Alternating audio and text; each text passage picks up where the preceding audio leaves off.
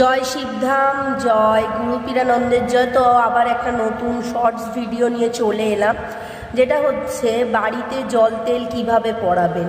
সোম অথবা শুক্রবার দিন দেখে আপনাদেরকে বাড়িতে জল তেল পড়াতে হবে, নিরামিষ খেয়ে থাকতে হবে এবং সন্ধ্যে 6টা থেকে 7টার যে টাইমিংটা, যেটা ব্রহ্ম মুহূর্ত, সেই টাইমিংয়ে কিন্তু আপনাদের শিবধামের যে জল তেল সেটিকে পড়াতে হবে। জল যদি পড়েন তাহলে জলের বোতলের মুখটা খুলবেন, তেল হলে তেলের বোতলের মুখটা কর্পূর মিশিয়ে, আর হচ্ছে ধূপকাঠি অবশ্যই 100 কাঠির পড়াবেন, মোমবাতি 3 প্যাকেট।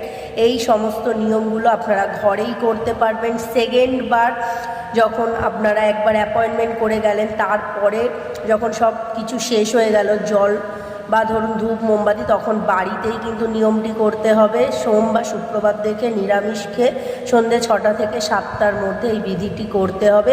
এই যে শিবধামের ছবিটি অবশ্যই প্রতিষ্ঠিত থাকতে হবে। এই জল তেলের বিধি বা অন্যান্য নিয়মগুলি বাড়িতে পড়াতে গেলে অবশ্যই শিবধামের ছবি প্রতিষ্ঠা করে এই নিয়মটি করতে হবে।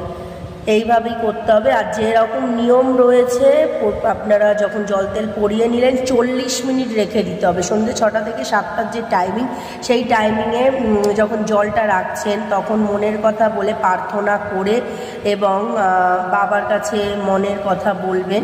আর এখানে আমি একটা ছবি অ্যাড করে দিচ্ছি, সেইটা মনে মনে বলতে হবে, বলে আপনাদেরকে এই বিধিটা করতে হবে। আর 40 মিনিট রেখে দেবার পর 40 মিনিট পর আপনাদেরকে তুলে নিতে হবে। এইভাবে বাড়িতে জল তেলের বিধিটা করবেন। জয় শিব।